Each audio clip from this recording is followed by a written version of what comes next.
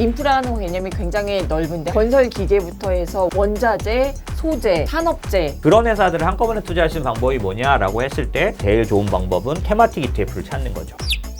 그래서 근데 제가 보기에는 농산물 투자는 일반 투자자에게는 성공률이 낮습니다. 한국경제 구독자 여러분 안녕하세요. 허란 기자입니다. 퇴근길에 찾아가는 허란의 경제 한 끼 시작하겠습니다. 오늘의 한 끼는 여름 장세에 맞춘 ETF 실전 전략입니다. 지난 시간에 이어 든든한 한 끼를 책임져 주실 장재창 인모스트 투자자문 대표님 모셨습니다. 안녕하세요. 안녕하세요. 네.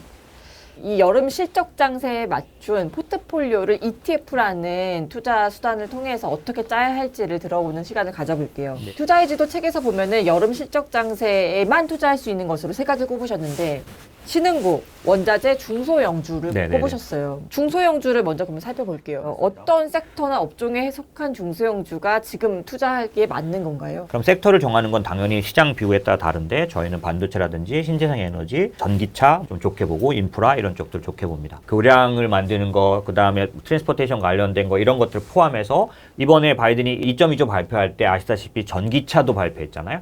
반도체도 발표했잖아요. 이게 다 인프라랑 관련이 있다고 봐야 되겠죠. 인프라는 개념이 굉장히 넓은데 한마디로 네. 건설 기계부터 해서 원자재, 소재, 그리고 산업재 그런 회사들을 한꺼번에 투자할 수 있는 방법이 뭐냐라고 했을 때 저희가 생각하는 제일 좋은 방법은 테마틱 ETF를 찾는 거죠. 그 PAV라 그래서 페이브는 이제 미국에 상장된 네. 인프라 ETF. 맞습니다. 이렇게 네네. 생각하면 그래서 되는 대부분 미국의 인프라 기업들 위주로 이제 구성을 하고요.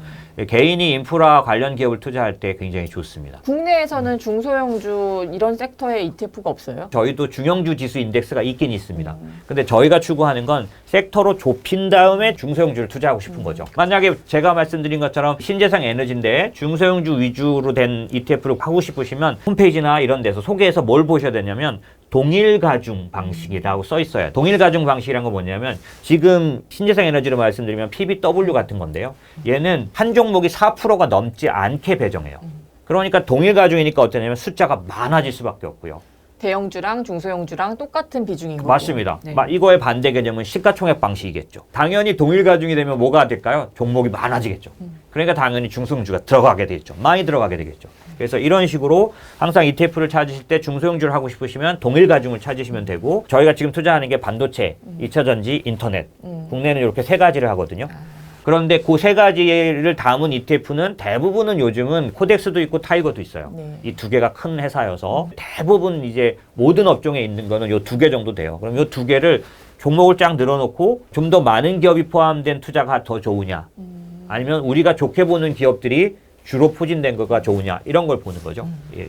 그 다음 이제 원자재로 넘어가면 원자재 투자는 굉장히 어렵게 느껴지거든요. 맞습니다. 특히 지난주에 구리가 사상 최고가를 네. 갱신을 했는데 이미 오른 원자재 가격이 앞으로도 계속 오를까? 얼마나 더 오를까? 이 불안 때문에 네. 투자를 또 주저하실 수 있거든요. 일단 가격 전망부터 부탁드릴게요. 공급 문제로 가격이 올랐을 때는 공급 문제가 해결되면 예를 들면 주문이 들어왔는데 줄 게 없을 때 가격이 올릴 수밖에 없는데 수요에 의해서 사실 공급 문제지만 수요가 크니까 생겼잖아요. 근데 수요는 그대로 있더라도 공급이 늘어나 버리면 네. 가격은 어떻게 될까요? 떨어지겠죠. 그래서 저는 이 원자재 가격이 평균화적으로 다시 내려오는 구간이 있을 텐데 올라간 커브가 크기 때문에 예를 들면 목재 같으면 이렇게 돼 있어요. 수직으로 올랐습니다. 그렇기 때문에 당연히 이 조정도 가파를 수밖에 없으니 단기적으로는 조정을 기다려야 될 것 같고요. 그 다음에도 투자할 수 있느냐라고 물어보시면 투자할 수 있다라고 말씀드릴 수 있는데 인프라 투자가 지속적으로 일어나고요. 한 10년씩 일어나는데 이때는 뭐가 제일 필요하냐. 산업용 원자재는 꾸준히 수요가 증가합니다. 그러니까 한번 큰 폭의 조정 뒤에는 투자할 수 있는 기회가 온다. 그러면 원자재도 ETF로 투자를 해야 될 거잖아요. 맞습니다. 네. 원자재 ETF 뭐로 투자를 그냥 이거는 딱 찝어주세요. 만약에 저라면 산업용 원자재 시장에 대한 기대감을 갖고 투자를 한다면 ETF 중에서 비철금속을 투자할 수 있는 걸 찾을 거고요. 혹은 구리 같은 거를 투자하는 ETF들은 많습니다. 국내에도 많이 들어와 있고요. 이런 것도 괜찮아 보이는데 저는 한꺼번에 투자하는 걸 좋아해서 비철금속을 모두 투자하는 걸 찾는데 그런 경우는 이제 예를 들면 비철금속 다 들어가 있지는 않은데 그런 쪽으로 제가 주로 투자하는 거는 PICK라 그러는 이건 뭐냐면 아이쉐어에서 운용하고요. MSCI 글로벌 메탈 마이닝 프로듀서라 그래서 생산하는 기업과 원자재에 대해서 투자하는 그런 ETF입니다. 픽 ETF네요. 픽. 네, 맞습니다. PICK. 네네. 사실은 곡물 가격이 많이 올랐거든요. 농산물 원자재가 상대적으로 이제 이 산업재 비철금속보단 덜 올랐기 때문에 투자 매력이 더 있다 이렇게 볼 수도 있는데 저는 그렇게 보지 않고요. 왜냐하면 전문가는 농산물 투자할 수 있습니다. 네. 그쪽에 완전히 산업적으로 깊이 들어가 있는 사람들. 근데 제가 말하는 농산물 투자는 하지 않았으면 좋겠다는 게 일반인은 어떤 오류가 있냐면 농산물은 이런 특징이 있어요. 엄청난 풍년이 들어버렸을 때 가격이 떨어지잖아요. 그렇게 되면은 농부들이 어떻게 되냐면 작년도에 굉장히 가격이 올랐던 걸로 농업 그 자기 종목을 잘 전향해 버리는 경향이 있어요. 그러니까 어떻게 되냐면 항상 뒷북을 치게 되는 거예요. 작년도에 뭐가 조금 나와서 값이 높았으면 자기가 그 농사를 바꿔버리니까 모두 바꿔버려서요. 또 그 해는 또 그게 너무 많이 나와서 값이 떨어져요. 이런 식으로 제가 농산물 투자를 여러 번 그 로저스 농산물 지수 투자 같은 거를 10년 전에도 했던 사람이라서 근데 제가 보기에는 농산물 투자는 일반 투자자에게는 성공률이 낮습니다. 네. 맞히기 네. 어렵습니다. 생각하지 말아야겠네요. 네. 여름 장세에 한철 종목으로 원자재를 이제 얘기하신 것도 있어서 네네. 그렇게 네. 따지면은 가을 장세로 넘어갈 때는 원자재를 비중을 줄여야 네, 되는 거죠. 걷어들여야 되겠죠. 네네. 아, 이게 바이든 인프라 효과를 생각하고 나서라도 가을 양세에 가면 원자재는 투자 비중을 줄여야 된다. 네, 왜냐하면 사실은 지금 시장이 짧으면 3개월, 안 그러면 6개월씩 앞서가잖아요. 그래서 지금 바이든 인프라 정책도 지금 가격에 많이 반영돼 있습니다. 근데 이게 계속될 요인일 때 다시 상승을 하게 되죠. 지금은 일단은 정책을 발표할 때 그날 발표한 날도 주가 많이 안 올랐어요. 그죠? 이미 시장이 미리 다 알고 있었으니까요. 그런 것처럼 이미 지금 시장에는 많이 반영된 요인이 있고요. 이게 생각보다 길어질 때 더 오릅니다. 지금 시대의 경기 민감주, 즉 지금 시대의 차화정이란 건 어떤 종목일까요? 이제 한국에서 지금 투자하고 있는 업종 3가지입니다. 뭐냐면 반도체, 인터넷, 2차 전지. 그래서 차화정도 여기에서 2종목씩 뭐 이렇게 나올 거라고 그렇네요. 보는 거죠. 네. 사실 차화정 시대 7종목을 제가 말씀드리면 기아차, 현대모비스, 롯데케미칼, LG화학, GS, SK이노베이션, 금호석유화학 이렇게 정말 자동차, 화학, 네. 정유가 네. 이렇게 7종목을 구성을 했는데 반도체, 인터넷, 2차 전지면은 반도체 2기업, 인터넷 2기업, 그리고 2차 전지 3기업. 뭐 이런 식이죠. 네, 그런 식이죠. 이런 근데 식으로 이제 주도주가 된다. 네네. 근데 저희는 걔를 이제 각각 사지 않고 개인의 섹터 ETF를 투자한 쪽이기 때문에 이 산업 자체가 주도 업종이라고 부르잖아요. 집중적으로 2, 3년간 일반 주식에 비해서 몇백 프로 아웃퍼폼해요. 그러니까 사실 시장의 주도 업종을 찾아내고 그 업종 전체에다가 2, 3년간 투자하면 기아차, 현대차, 현대모비스의 수익률을 다 향유할 수 있는 거죠. 물론 대박을 내지는 못하는데 굉장히 상대적으로 안전하고요. 그 다음에 이게 주도 업종을 골랐기 때문에 사실 한 종목 투자한 것만큼의 그런 어떤 좋은 또 수익률 집중 효과도 나옵니다. 네. 이제 바벨 전략의 이 뒷단이라는 건 장기적으로 성장할 기술주인 건데 네네, 이 네. 테마로 5개를 꼽으셨어요. 네네. 이 5개가 왜 꼽혔는지. 네네. 그러니까 기술주를 투자하실 때 단계가 있어요. 기술이 나와서 그 관련된 기술주에 대부분 매력을 느끼고 투자하는 일은 반드시 일어나긴 하는데요. 그 초기에 그 대중화율, 침투율이라고 말하는 그러니까 일반인들이 그 기계나 그 기술을 사용하는 정도가 5% 이하일 때는 잠깐 그러니까 1, 2%대는 굉장히 환상적인 상승이 일어난 다음에 반드시 그 환멸의 기간을 갖는다.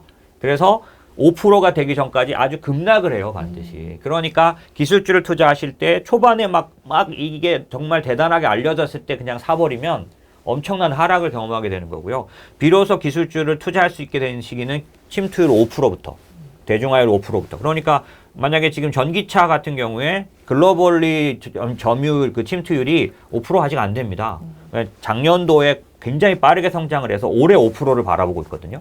그러니까 전기차도 사실상은 올해부터 투자하는 게 일반 투자자한테는 맞다고 할 정도로 이렇게 기술을 선택하시더라도 초반에 반응이 좋아서 투자할 때 급하고 강하게 올라가는 상승을 따라가서는 안 되는 게 있다. 장기 테마 5개가 뭐냐면 클라우딩 컴퓨팅, 중국 이커머스, 로보틱스, 게임, 사이버 보안 이렇게 5개를 꼽아주셨거든요. 네네. 사실 그 클라우딩 컴퓨팅 ETF에 이제 스카이, 미국 기업에 주로 투자하는 ETF로 대표적인데 이 스카이 주가를 보면은 2월에 110달러까지 치솟았다가 지금은 사실은 90달러와 100달러 사이를 왔다 갔다 해요. 네. 그러니까 기술주가 지금 약간 내려가고 있는 이 맞습니다. 상황을 네. 오히려 저점 매수의 기회로 삼아야 될까요? 네, 저는 그렇게 생각하고 있고요. 이게 그 아크 인베스트 그 캐시우드의 의견이기도 하고요. 그러니까 저희가 지금 기술주를 어프로치하는 리서치, 그러니까 시장 뷰나 종목 뷰에 대한 어떤 리서치는 아크와 켄쇼라는 회사가 있어요. 이쪽 두 회사의 그런 리서치 방식이나 그 다음에 의견들을 많이 존중하고요. 이쪽에 대해서 신뢰를 갖고 있는데 이쪽이 보는 의견은 뭐냐면 길게 가는 장이 되기 위해서 균형을 갖기 위해서는 그러니까 아까도 제가 말씀드린 기술주만 오르는 시장은 짧을 수밖에 없다는 거죠. 예전에 닷컴 버블처럼 아무리 그래도요 너무 많이 오르면 무너질 수 있죠. 그래서 건강하게 길게 가려면 지금 최근에 오르는 이런 경기 민감주들이 소위 말하는 가치주라고 불렸었거든요. 얼마 전까지도. 근데 이제 가치주라고 못 부를걸요. 가격이 많이 올라서. 그래서 어쨌든 이쪽이 같이 이제 균형을 맞추고 나면 또 다시 기술주가 또 추가로 상승할 수 있는 구간이 온다라는 거고, 이 이유가 기술 관련된 그런 구조적 변화 때문에 오는 거라서 이런 쪽들을 지금 같은 기간에는 저희도 꾸준히 계속 사야 된다라고 보고 있는 거죠. 중국 증시 참 안 좋은데 이 중국의 이커머스와 중국의 인터넷 기업에 투자하는 K웹 ETF는 네, 맞습니다. 네. 한동안 좀 주춤하지 않을까 걱정도 되긴 하거든요. 맞습니다. 지금 한창 이제 그 두 가지의 규제를 받고 있는 거죠. 주로 빅텍, 미국의 빅텍이 받았던 것 똑같은 독점 규제가 있고, 그 다음에 알리바바로부터 시작돼 있는 어떤 정보 보호에 관한 규제가 시작됐어요. 근데 이 정보 보호, 독점에 관련된 건 좀 사그러들 수 있는데 개인정보 보호에 관련된 규제는 강화될 것 같아요. 왜냐하면 이게 중국만의 문제가 아니고요. 애플과 페이스북의 전쟁도 개인정보에 대한 문제거든요. 예, 이걸 중국도 이제 벗어날 수 없는 상황에 들어갔다 보니 당연히 빅텍들은 시달릴 것 같고요. 다만 이 시달림이 어떤 거였냐면 이렇게 보시면 돼요. 아마존을 전 2017년도부터 이제 권유하고 추천하고 투자해온 그런 사람 입장인데 한 해도 30% 정도 조정은 매년 있었던 것 같아요. 아마존 보시면 쭉 오르고 옆으로 가고 쭉 오르고 옆으로 가는데 이 쭉 오르는 그런 구간 안에서도요 30%씩 조정을 해요. 근데도 제가 말씀드릴 수 있는 건 아마존은 76분기 이익 증가 기업이에요. 돈을 잘 벌고 있는 어쨌든 지속 성장하고 있는 기술주다. 그 밖에 이제 로보틱스 ETF로 로보, BOTG, IRBO 이렇게 세 개나 꼽아주셨는데 여기 중에 어디에 투자하고 계세요? 이게 이제 특징이 있는데 저희가 처음에 투자할 때 ROBO하고 BOTG 두 개를 꼽아서 투자를 했었어요. 투자를 해보니까 BOTG는 50% 이상이 일본 기업입니다. 그래서 일본 시장이 안 좋을 때 상대적으로 ROBO는 미국 기업이 많아요. 예, 그래서 훨씬 더 많이 조정을 받았었거든요. 지금은 거의 비슷하게 일본 기업들이 많이 포진돼 있는데 최근에 일본장이 나쁘질 않았어요. 그러니까 두각은 한 번도 안 나타냈는데요. 혼자서 무너지진 않았거든요. 그래서 저희가 추천을 드린 건 BOTG를 추천을 드립니다. 그 BOTG는 일본의 로봇 기술이 굉장히 높고요. 그래서 그런 어떤 특징들을 갖고 있어서 BOTG 추천드리죠. 예. 근데 이게 금리 상승기에 로보틱스 ETF를 투자하는 게 좀 위험하지 않을까요? 또다시 조정이 오지 않을까요? 두 요인이 계속 부닥칩니다. 말씀드린 대로 금리가 상승하면서 그 기술주의 상대적인 할인율이 높아질 수밖에 없지 않느냐라는 부분은 지속적인 문제가 될 수 있을 것 같고요. 다만 이번에 지금 조정이 그런 것들을 잊어버릴 만큼 조정을 하고 있잖아요. 예, 그거를 무시해도 될 만큼 조정을 일단 하고 있거든요. 그러고 보면 그 다음에 보이는 그런 긍정적인 팩트는 뭐냐면 그 리쇼어링이라는 전체적인 흐름이 있지 않습니까? 전 세계가 밸류체인을 자기 나라에다 만들겠다. 이걸 하려면 100% 그러니까 로봇 기술의 도움을 받지 않으면 불가능해요. 인건비가 너무 높아서요. 그쵸, 선진 미국에다가 공장을 지어서 하려면은 맞습니다. 로봇이 이제 일해야 되는 반드시 거죠. 필요하죠. 거기다가 로봇 한 대를 만들었을 때 사람을 대체할 때 들어가는 비용 이런 부분을 따져봤더니 중국 같은 경우에 중국의 로봇 회사들이 있는데 일본 회사들 그러니까 인수하고 그래서 그 회사 같은 경우는 2명 반 값이었거든요. 로봇 한 대가. 근데 지금 2명 이하로 떨어지고 있는 거죠. 조금 있으면 한 명과 같아지게 되는 거죠. 게임 ETF로는 ESPO, HERO, GAMR 이 세 개를 또 꼽아주셨는데 네네네. 어디 투자하고 계신가요? 사실 ESPO라는 데 투자하는데 왜냐하면 얘는 어떤 특징을 갖고 있냐면 클라우딩 게임과 e스포츠를 투자해요. 저희는 그 두 개를 좋게 봅니다. 클라우딩 게임은 게임을 하는 분들은 아시잖아요. 내 컴퓨터 사양이 딸리면 짜증나거든요. 근데 클라우딩 게임은 내 사양과 상관없잖아요. 네, 아주 고성능의 아주 좋은 효과로 게임을 할 수 있는 거고 e스포츠는 뭐냐면 지금 코로나 때문에 다 경험했지만 사이버로 관람을 하는데 어느 경기보다 e스포츠 관람자 수가 훨씬 더 높아요. 예, 그래서 이 산업은 굉장히 커질 걸로 보기 때문에 저희는 이쪽에다 투자하는 기업들을 꾸준히 투자할 생각이고요. 대망의 마지막 장기 성장 테마주 사이버 보안인데요. 네네. 어느 ETF를 추천해 주시나요? 세 가지가 있어서 뭐 각각의 특징이 있는데 저희는 퍼스트 트러스트에서 하는 CIBR이라는 ETF 투자하고 있고요. 얘도 이제 가장 많은 개수의 사이버 보안 기업을 투자해요. 사이버 보안은 아마 무조건 커지겠죠. 왜냐하면 전기차, 자율주행차에 있어서 사이버 보안은 아마 치명적일 거 아니겠습니까? 그 다음에 요즘 같은 경우는 해킹이라든지 그 다음에 보안 쪽에서 어떻게까지 됐냐면 예전에는 어떤 상태였냐면은 백신을 만들어 가지고 설치를 하면요. 얘가 알고 있는 바이러스는 체크해냅니다. 근데 진화된 바이러스가 나오면 당연히 알 수 없잖아요. 근데 요즘 보안은 어디까지 발전했냐면 엔드포인트에 있는 그 기계에다가 어떤 바이러스 제거하는 걸 넣어주는 게 아니라 엔드포인트에 이상 징후를 찾아내는 방식의 보안을 해요. 그래서 이상하게 움직이는 것들을 빨리빨리 매일같이 수많은 그 정보를 받아서 얘를 백신화하는 작업을 매일같이 이뤄내는 그런 보안 방식이에요. 그래서 과거보다 훨씬 더 진화되어 있고요. 이 정도 되지 않으면 그게 되려면 어떻게 되냐면 서버 기술도 높아야 되고요. 그 다음에 5G 같은 통신 기술도 높아야 되고요. 근데 이게 지금 되잖아요.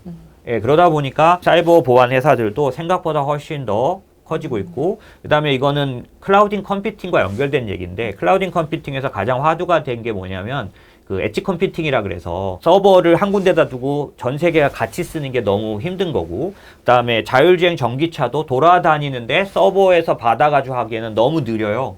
그래서 자체가 연산하는 능력을 갖고 있고 자체 컴퓨팅 능력을 갖고 있어야 되거든요. 전기차 같은 경우도. 그래서 테슬라도 FSD를 위해서 컴퓨터 칩을 개발하잖아요. 걔들이. 그런 것처럼 이 클라우딩 컴퓨팅이 너무 발달을 하다 보니까 사이버 보안도 어떤 의미가 됐냐면 서버가 아니라 원격지에서 있는 어떤 추가적인 서버들 그런 어떤 그 대상들이 보안을 담당해 주는 게 훨씬 더 좋은 거죠. 이거를 약간 이제 중간에 거점 서버라고 봐야 맞습니다. 되나요? 네네. 그런 것들이 보안을 하면 훨씬 더 효율이 높거든요. 그래서 그러다 보니까 사이버 보안 수요는 아까 제가 말씀드린 시대 자체가 전기차든 뭐든 보안이 높아지기도 하지만 지금 말씀드린 거점과 같은 이런 그런 엣지 컴퓨팅 같은 기능들이 발달하면서 보안 수요는 높아지고 강력해지고 있는 중이죠.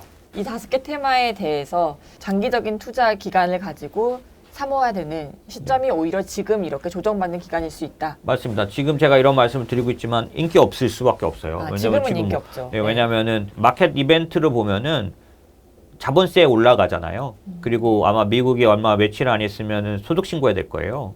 뭐 이런 것들을 보면은 이익이 그쪽에서 났으니까 그쪽을 처분할 수 있는 기술주가 많이 올랐죠. 예, 빅텍이 많이 올랐고 예를 들어 빅텍은 뭐 물론 요즘 별로였지만은 기술주를 파는 것들이 가장 합리적인 상황이에요. 그래서 매도는 아마 그렇고 그 다음에 상황이 이렇고 리플레이션 트레이드가 일어날 거니까 어떤 상황이냐면 헤지 펀드들이 전부 공매도를 그쪽을 기술주를 때려요. 당연히 리즈너블 하잖아요. 그러다 보니까 기술주는 집중 포화를 받고 있고 금리가 올라가도 앞으로 또 계속 문제가 될 거 아니냐라고 생각하니 선호도가 떨어지고 이러니 지금 최악의 악재들이 다 겹친 상태죠. 그런데도 계속 사모으고 계세요? 그렇기 때문에 사실은 가장 싸게 좋게 살 수 있는 기회 아니겠습니까? 시장에서는 저는 원래 뭐 이렇게 막 엄청나게 투자에 흥분하면서 말하는 사람은 아닌데 제가 생각하기에는 가치는 있는데 지금 악재가 겹쳐서 더 훨씬 더 강력하게 떨어진다면 사야 될 대상이라면 좀 더 좋은 대상이고요. 이게 단기간에 끝날 게 아니라고 생각을 할 수 있기 때문에 그런 면에서 보면은 나눠서 사는 거를 저는 무조건 추천드리고 다시 한번 기술주가 또 부각되는 그런 사이클은 올 수밖에 없다 이렇게 보고 있죠. 예. 그렇죠. 그거에는 이론이 없는 것 같아요. 네. 지금까지 여름 포트폴리오에 맞춘 전략과 그리고 장기 테마에 맞춘 ETF 실전 전략을 살펴봤습니다. 나와주신 장재창 대표님 너무 감사드립니다. 네, 감사합니다. 구독자 여러분들 든든한 함께 되셨나요? 저는 내일 퇴근길에 다시 인사드리겠습니다. 감사합니다.